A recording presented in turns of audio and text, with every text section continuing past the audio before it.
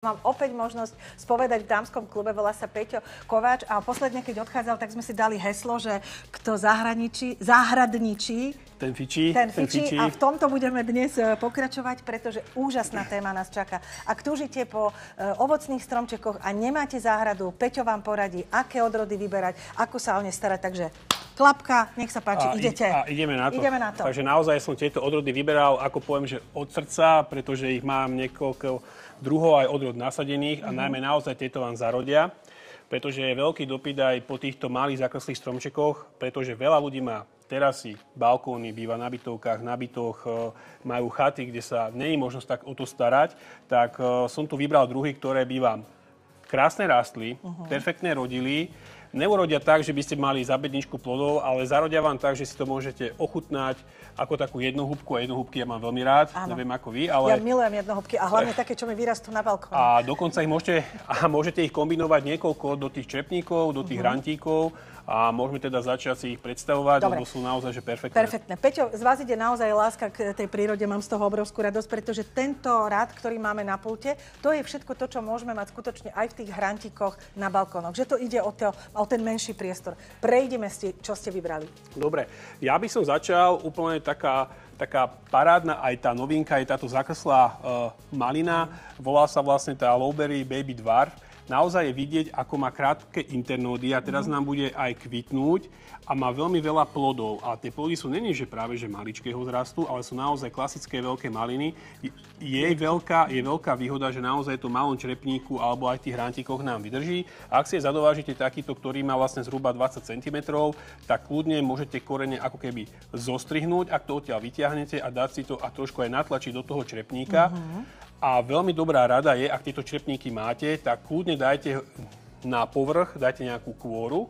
Nedávajte tam kameň, lebo to zbytočne prehrievajú, ale kôru, borovicovú, píniovú alebo klasickú smrekovú. Dobre. Pretože vám tu vlastne zadrží to vlhkosť. Čiže naozaj táto malina zakreslá Lowberry Baby Dwarf. Budeme mať takéto maliny, čo sú na obrázku. Áno. Dobre. Veľmi jedenkrát aj dvakrát rodiace sú maliny a táto vám bude rodiť celé leto, takže odporúčam. Dobre, Peťo, pokiaľ mi vyrastie? Táto je taká finálna výška zhruba do tých 50 až 60 cm, čiže naozaj... Vidíte ju aj na fotografii, perfektne. Áno, veľmi dobrá odroda, čo sa týka do malých záhrad. Výborne, poďme... Môžeme ísť aj... To je višňa. Máme tu ďalšiu višňu. Veľmi veľa aj zákazníkov sa ma pýta, že či to naozaj vydrží v menších nádobách. Naozaj, že áno, vydrží. Takisto aj do tých hrantíkov. Volá sa Carmine Javel. Táto višňa bohatorodí, má veľké plody, je nenáročná, nenapadajú monília, čiže naozaj ju môžete skombinovať aj takto s malinami, s brúsnicami, dokonca aj s morušami. A veľmi ju odporúčam, ak si ju dáte napríklad aj do takéhoto napríklad črepníka. Až takéhoto vysokého? Aj do takéhoto vysokého, perfektné. pretože čím väčší ten črepník bude, tak tým tá rastlinka tam môže toho koreňového systému robiť viac a nebude trpieť potom na to sucho. Jedna vec, a keď ju budeme mať takto aj vloženú, ak sa môžem teda opýtať, mám ju v hline vloženú takto a je veľký vietor na balkóne, nič sa nedeje, pretože mi to vlastne ten črepník trošku chráni. Áno. Aj tou hmotnosťou. A čo poviem také zhruba know-how, čo používam ja, vyberajte črepníky, ktoré sú hrubé, to znamená, alebo široké, pretože čím širšie tento keramický črepník, tým sa bude menej prehrievať, menej premrzať a najmä tá vlaha nám tam ostane. Čiže keď aj pôjdeme na dovolenku zhruba na týždeň a dobre to zalejeme, ešte tam dáme pod misku, tak nám to krásne vydrží, čiže odporúčam keramické nádoby. A kam ideme na dovolenku? Tento rok asi na malú rolku, to znamená Malorka, ale budeme doma asi makať. Ja som myslela, že my dvaja pôjdeme na dovolenku. Dobre, ideme ďalej. Čo máme toto? Brúsnica, čítam. Je to brúsnica, konkrétne táto odroda Fireballs. Môžete ju vysadiť takisto do malých hrantíkov, záhonov. Ona len potrebuje kyselú pôdu. Ak budete kombinovať s nejakými inými druhými malinami, tak kyselú pôdu dajte len po tú konkrétnu odrodu. A čo je veľkou výhodou je, že tie plody nemá úplne maličké, ale naozaj veľké a vám to krásne zarodí. Dorastá zhruba do 30-40 cm a je samopilá, môže tam byť aj samostatná rastlinka, takže úplne, že v pohode vám vydrží Fireball, brúsnica. Ja mám svojho favorita, to je táto moruša, pretože môj manžel miluje moruše, takže nemusím sa obávať, ak siahnem po takomto čomsi. Rovnako vyrastie ešte kúsok, ale bude tam mať aspoň 2 moruše? Lebo inak volám, že vracia morušu. Áno, moruší je na trhu veľmi veľa, ale konkrétne tieto mojobery, mule, naozaj sú zákaslého rastu, mám to doma vyskúšané. Odporúčam naozaj, ak máme aj ten šrepník, poviem tu ten muškátový, alebo ten hrantík, kľudne ho tam môžeme zasadiť. Moruši tu zhruba bude 5 až 7 kusov. Výborne. Toto je malý vinič, poďme trošku rýchlejšie, lebo ešte máme toho veľa. Áno, dobre, poďme. Toto je zakreslá vlastne Riebesla, Little Black Sugar. Má klasické veľké plody, odporúčam ho dávať trošku do väčších tých nádob, ale keď doma napríklad, že tieň alebo na sever otočenie, je to perfektná voľba. Inak Riebesle aj tieto červené a čierne vám tam krásne zarodia, čiže naozaj odporúčam. Toto víno, ešte poďme teda to hrozno, pardon. Hrozno, ak máte malú záhradku, tak vyberajte odrodu, ktorá je takáto zakreslá, to vlastne vidíte aj vizuálne. A už sú tu? Áno, vidíte to aj vizuálne, že má krátke internódia a už plody.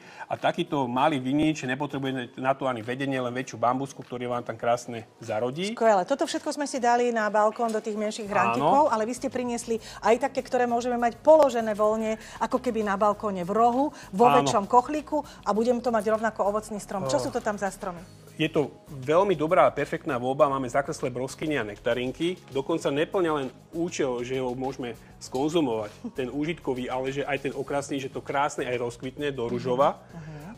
Netreba sa o ne nejako extra starať. Sú to krásne veľké broskyne, potrebujú len klasickú normálny substrát záhradnícky, trochu poliať a vysadiť mohome do 30 až do 40 cm vlastne črepníka. Poďme k nektarinke, to sa pozerám, to kolegovia to majú ťažké, takže toto je nektarinka. Som múdra, lebo to tam je napísané, hej, pozor, aby ste si nemysleli. Takže Peťko, povedzte nám táto nektarinka vizuálne vyzerá v záhrade ako malá palma, krásne má veľmi veľké nektarinky.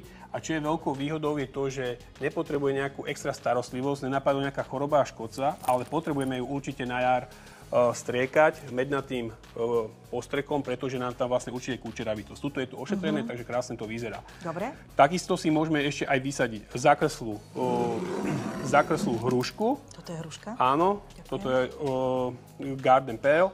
Môžeme si ju vysadiť a naozaj ona nebude veľká. Čiže všetkým odporúčam, ak si aj niekto vysadí na balkóne, na terasy, treba naozaj tú odrodu si dobre preštudovať, preskúmať, pretože sa s ňou potom toľko nenarobíme v záhrade.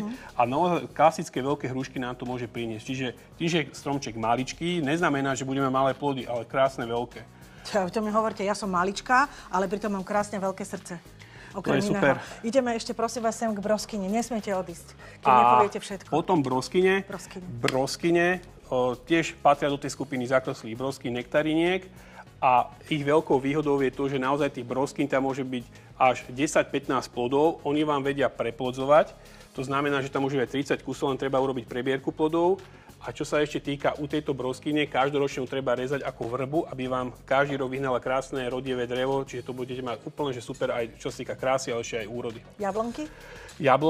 Jabloň, donesol som sem stĺpovitú jabloň, pretože ak máte väčšiu terasu, zhruba 50-60 m2, tak kľudne stĺpovité jablone, hrušky, potom tu máme ešte aj čerešne, tak kľudne tam môžeme vysadiť, len potrebujú väčší črepník, to je zhruba nejakých 40 až 50 litrový, ale najlepšie keramicky, aby sa vám to aj neprevrátilo od vetra. Jediná nevýhoda je ovocných stromčekov, že budete tam potrebovať nejakú väčšiu starostlivosť. A čo sa týka vlastne možno zálievky, možno nejakého ošetrovania. Toto drobné ovocie, čo sme si povedali, brúsnice, višne, maliny. To, čo sme mali hore na tomto rade. Alebo tu máme ešte aj černice, tak naozaj nepotrebuješ takú starostlivosť a sú také jednohúbky pre nás chutné a veľmi chutné. Vy ste úžasní. Chytím sa tohto, lebo som sa pýtala, ak mám do obeda slnko na balkóne a po obede mám ho v tieni, všetko toto, čo sme mali tu, optimálne, môžem to tam mať? Toto je áno, optimál aj do polotieňa. Do polotieňa. Ak má niekto naozaj že tieň, tak je to naozaj tá Riebesla červená čierna, naozaj, že znesie aj dozrú tie plody. Dobre, ešte vás nepustím. Ak má niekto hydroponický kochlík väčší, vieme o tom, že vlastne sa tam dolieva voda, môžem odísť aj na 2 týždne na dovolenku. No, tak to už lepšia dovolenka. No tak to áno. A hlavne tam môžem dať viacej vody, respektíve sú tieto naše ovocné stromčeky vhodné do hydroponických? Lebo veľmi sa držíte tej keramiky, tak nechajme si poradiť, áno alebo nie? Ak tá hydroponia, áno, videl som, že je napríklad 40 na 40 cm, tak určite, že áno. Jediné tam môže byť problém s premokrením. Tam treba najlepšie nastaviť tak, aby to bolo každý druhý deň, ak sa to dá, alebo menej vody, keď teda odchádzame preč. Pretože tá rastlinka ten ovocný stromček nemá až tak veľa vody, pretože sa vytlača ten pôdny kyslík a vieme ho aj týmto inak trošku aj zadusiť. A inak tá rastlinka sa bude prejavovať také, že žltnú listy, len prosím vás, tedy nepolievať, ale dať tam trošku prst, že či to je vlhké, lebo máme veľa typí takýchto potom aj reklamácií. Vy ste veľmi šikovní, vždy je pre mňa cťou a radosťou sa s vami stretnúť. Peťo, ďakujem, zase som sa niečo vďaka vám úžasné naučila.